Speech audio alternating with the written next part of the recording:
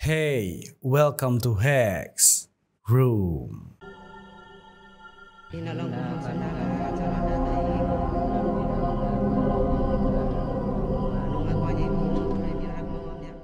Oke, balik lagi sama Alvin Fajrin di sini di channel Hex tentunya. Dan di Hex Room malam ini aku akan membahas pembahasan yang menurutku sangat menarik. Di video sebelumnya kita sudah membahas tentang cerita-cerita yang creepy atau menyeramkan atau mungkin bisa dibilang tragis dari foto-foto, ya kan? Tapi kali ini aku akan membahas cerita-cerita mengerikan, tragis juga gitu kan. Di balik video-video rekaman CCTV. So, kita langsung mulai aja dari cerita yang pertama.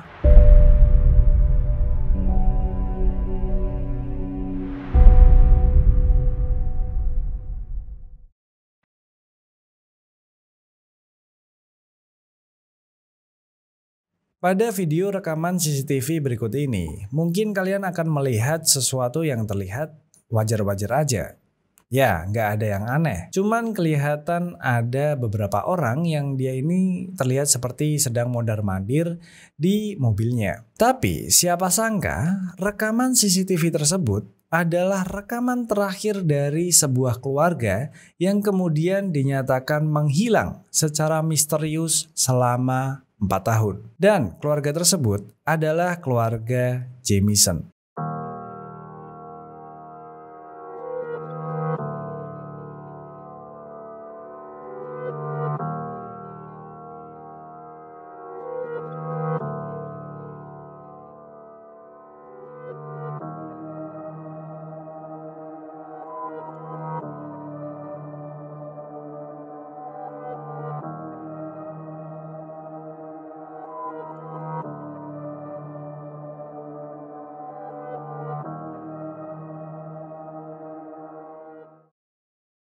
Keluarga yang terdiri dari Bobby Jamison, Shirley Jamison, dan satu anaknya yang berusia 6 tahun ini sempat dinyatakan menghilang secara misterius selama 4 tahun. Hingga akhirnya ditemukanlah mereka di sebuah lereng gunung terpencil di Oklahoma dengan kondisi sudah tewas dan hanya menyisakan tulang belulangnya saja. Tidak ada yang tahu sebenarnya apa yang terjadi pada keluarga ini. Bahkan setelah diotopsi pun tidak diketahui pasti sebenarnya apa yang membuat keluarga ini meninggal. Tapi setelah dilakukannya penyelidikan, ternyata ada beberapa hal yang janggal dari keluarga ini. Yang pertama adalah ketika polisi memeriksa hasil dari rekaman CCTV tersebut. Menurut polisi, hasil rekaman CCTV itu memperlihatkan keluarga Jamison melakukan sesuatu yang aneh. Karena keluarga Jamison itu terekam mereka itu mondar-mandir bolak-balik dari dalam rumah ke mobil berkali-kali dengan tatapan yang kosong. Bahkan mereka seperti tidak berkomunikasi satu sama lain. Bahkan nih ya, ada polisi yang menyebutkan bahwa mereka terlihat seperti sedang kesurupan gitu, kayak mukanya linglung gitu lah ya. Itu adalah keanehan yang pertama ketika rekaman CCTV tersebut diperiksa. Lalu keanehan yang kedua adalah mobil dari keluarga Jamison itu ditemukan di pinggir jalan beberapa mil dari tempat ditemukannya tulang belulang dari keluarga tersebut. Bisa dibilang berarti keluarga ini meninggalkan mobil tersebut di pinggir jalan, lalu mereka berjalan beberapa mil dan kemudian mereka meninggal di sana. Ya itu kan aneh ya. Lalu keanehan yang ketiga adalah semua barang-barang dari keluarga Jamison ini ditinggalkan di dalam mobil. Seperti kunci mobil, uang yang berjumlah $32.000, lalu handphone. Bahkan mereka juga meninggalkan anjing peliharaannya di dalam mobil hingga kelaparan dan kemudian mati di sana. Ya. Bahkan kasus ini sampai sekarang pun menjadi kasus yang sangat misterius, tidak terjelaskan sama sekali. Sebenarnya apa yang terjadi kepada keluarga Jamison ini? Lalu kenapa mereka meninggal? Lalu bagaimana mereka meninggal? Itu semua benar-benar masih jadi misteri sampai sekarang ini. Ya, kayaknya cuman video CCTV gitu doang kan, tapi ternyata di baliknya itu ada cerita yang cukup aneh gitu.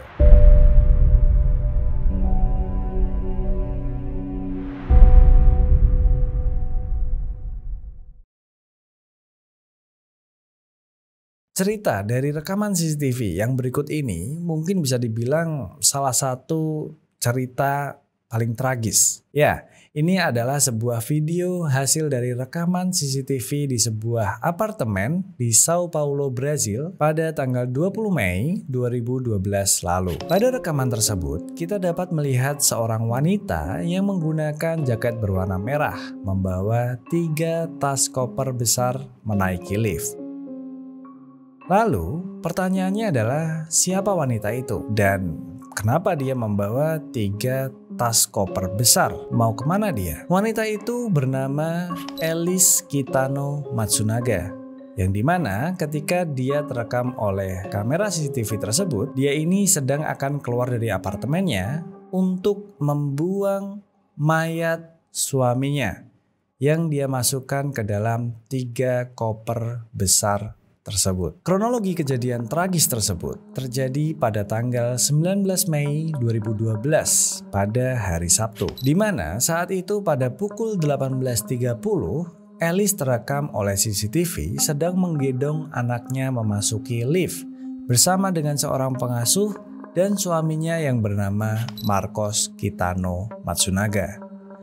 Beberapa saat kemudian, pada pukul 19.30, Marcos Kitano Matsunaga terekam kembali memasuki lift untuk mengambil pizza pesanannya di lantai bawah. Dan setelah itulah, ketika Marcos ini kembali ke kamarnya, terjadi pertengkaran besar antara Marcos dan Alice. Pertengkaran besar tersebut itu disebabkan karena terbongkarnya perselingkuhan Marcos di belakang Alice. Nah, pertengkaran yang kian terus memuncak ini akhirnya mendorong Alice untuk membunuh suaminya sendiri. Alice membunuh suaminya ini dengan cara menembak kepala Marcos dengan pistol 380 hingga akhirnya ya tentu aja Marcos langsung meninggal di tempat. Setelah itu, Alice ini kemudian menyeret tubuh Marcos ke kamar pembantunya. Dan di sanalah Alice ini kemudian memotong-motong tubuh suaminya agar muat nih masuk ke koper yang mereka miliki. Keesokan harinya, pada hari Minggu tanggal 20 Mei 2012, pukul 11.30 pagi, Alice terekam CCTV memasuki lift dengan mengenakan jaket berwarna merah dan membawa 3 koper besar yang berisi tubuh suaminya. Dan setelah 12 jam kemudian, Alice ini terekam kamera CCTV lagi kembali ke apartemennya dengan masih menggunakan pakaian yang sama. Setelah beberapa hari kemudian, akhirnya terbongkarlah kasus ini karena ditemukannya beberapa bagian tubuh Marcos Kitano Matsunaga yang dimasukkan ke dalam plastik dan disebar di sepanjang jalan Kotia. Yang dimana kota Kotia ini itu jaraknya ada sekitar hampir 20 mil gitu dari Sao Paulo. Jadi ya bisa dibilang si Alice ini itu membuang mayat suaminya atau potongan mayat suaminya itu dengan cara menyebarnya di sepanjang jalan di luar kota gitu. Ya gak habis pikir aja gitu ya. Ngeri gak sih? Gimana menurut kalian? Silahkan tulis di kolom komentar.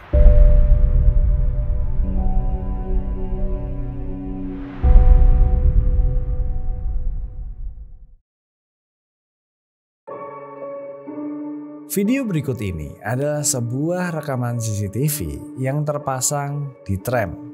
Dan perempuan berambut pirang yang terekam dalam video tersebut bernama Elin Krantz, perempuan berkebangsaan Swedia berumur 27 tahun. Saat itu sekitar jam 4 pagi, si Elin ini dalam perjalanan pulang. Dia baru aja pulang dari sebuah klub malam bersama teman-temannya di kota Gothenburg, Swedia Barat.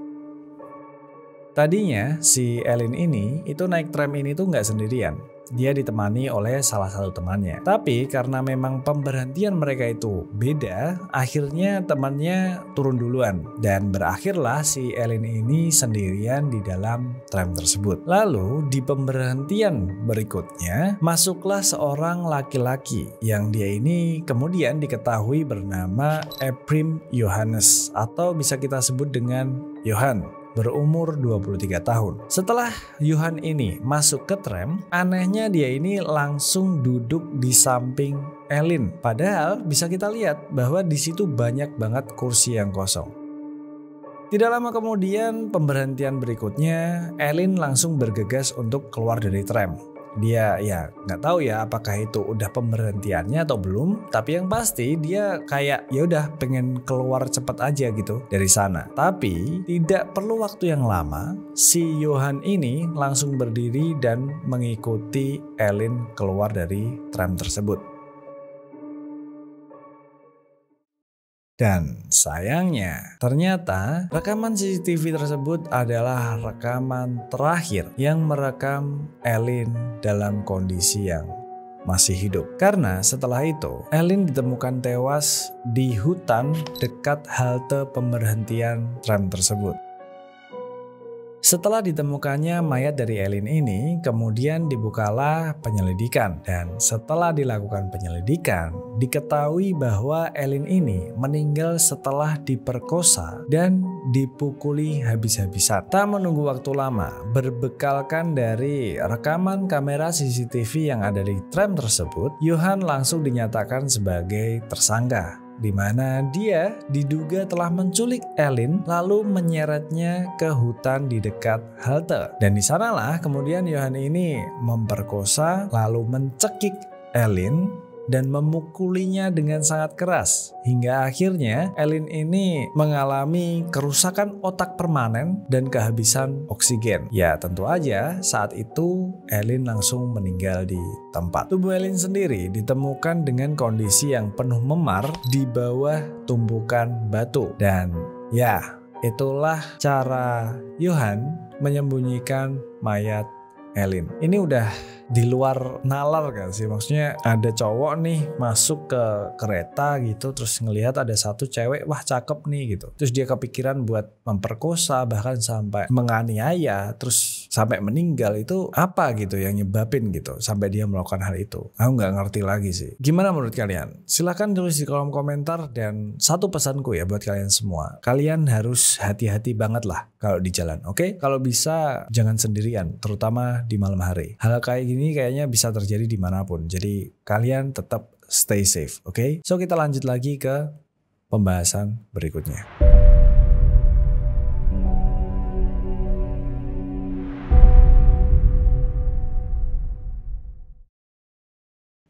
Yang berikutnya ini adalah yang paling gila menurutku dan paling tidak masuk akal, paling mengerikan. Ya aku sendiri tahu kasus ini kaget gitu. Ada gitu kasus semacam ini. Jadi pada tanggal 22 Oktober tahun 2013, seorang wanita terekam CCTV di sebuah sekolah di Tennessee, Amerika Serikat. Wanita tersebut bernama Colleen Rotzer, seorang guru matematika berumur 24 tahun. Ketika itu, ibu guru Colleen ini itu sedang tinggal di kelas bersama seorang siswa laki-laki yang bernama Philip Chisholm, umur 14 tahun, di jam sepulang sekolah. Philip diharuskan untuk tinggal di kelas dulu setelah pulang sekolah oleh ibu guru Colleen. Karena ibu guru Colleen ini ingin membicarakan sesuatu yang berhubungan dengan Philip. Ya, bisa dibilang ibu guru Colleen ini adalah ibu guru yang masih muda, bersemangat, berdedikasi gitu kan ya. Jadi ketika melihat salah satu siswanya yang bisa dibilang pintar gitu kan ya, dia tuh tertarik gitu buat ngobrol. Ya, salah satunya Philip Chisholm ini. Yang dimana Philip Chisholm ini dia cukup pintar lah di pelajaran matematika. Di tengah percakapan yang dilakukan oleh ibu guru Colleen dan Philip ini, ternyata ada sebuah pertanyaan yang membuat Philip menjadi agak sensitif gitu. Sampai akhirnya si Philip ini itu sempat untuk merubah topik pembicaraan. Dan setelah beberapa saat kemudian, ibu guru Colleen ini memutuskan untuk pergi ke toilet dulu. Karena ya mungkin dia kebelet atau semacamnya gitu lah ya. Dan saat itulah ibu guru Colleen ini terekam oleh kamera CCTV yang ada di koridor sekolah. Kita bisa melihat dari semua CCTV yang ada di sana bahwa ya ibu guru Colleen keluar dari kelas lalu berjalan di koridor, melewati tangga dan masuk ke dalam toilet. Tapi masalahnya ternyata semua rekaman tersebut adalah rekaman terakhir di mana ibu guru Colin terlihat masih hidup.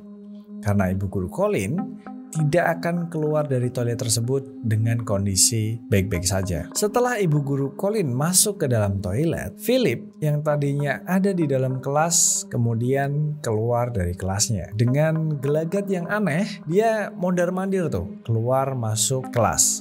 Tapi entah kenapa tiba-tiba gestur tubuhnya itu tiba-tiba yakin gitu aja. Terus dia keluar dari kelas tersebut, menyusuri lorong koridor dan menuju ke toilet di mana ibu guru Colin berada. Ketika itu Philip ini ya masuk ke toilet gitu aja gitu. Dan setelah 12 menit kemudian Philip ini keluar lagi dari toilet. Tapi yang aneh adalah dia keluar dengan membawa sebuah celana berwarna hitam yang terlihat sudah berlumuran darah. Setelah itu si Philip ini terekam meninggalkan sekolah. Tapi setelah beberapa saat kemudian Philip ini ternyata kembali lagi ke dalam sekolah dengan membawa atau bisa dibilang mungkin menyeret kotak sampah yang besar. Dia menyeret kotak sampah itu menuju ke toilet. Dan kemudian dia masuk ke dalam toilet. Beberapa saat kemudian dia keluar lagi dari dalam toilet, menyeret kotak besar itu, tapi kali ini dia menggunakan sebuah topeng. Kita udah bisa nebak gitu kan, sebenarnya apa yang ada di dalam kotak sampah besar itu. Tentu aja kotak sampah besar itu berisi mayat